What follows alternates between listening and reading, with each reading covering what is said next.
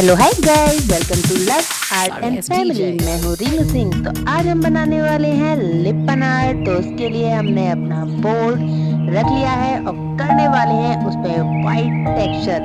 तो ये white texture हमने डाल लिया है और ये धीरे धीरे हम इस पर करेंगे पेंट और फिर बनाएंगे इस पे ड्राइंग। ओके, तो पहले हम इस पे पेंट कर लेते हैं अच्छी तरीके से और पेंट करने के बाद हम इसमें करेंगे ड्राइंग। तो सबसे पहले हम इस पे ड्राइंग करते हैं, फिर हम आगे बात करेंगे।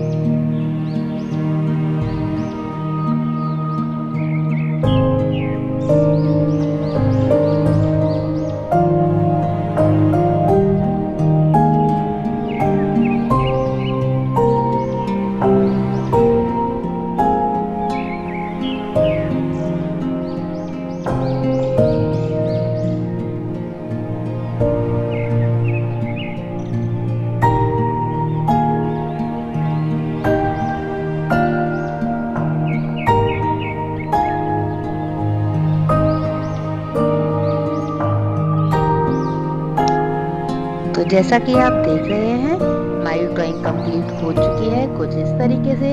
तो अब हम करेंगे इसमें कलर, जिसके लिए हमने डाल लिया है बर्न्ट साइना, यानी कि हम ब्राउन कलर भी बोल सकते हैं। ओके, तो इससे हम इस पूरी ड्राइंग को आउटलाइन करने वाले हैं।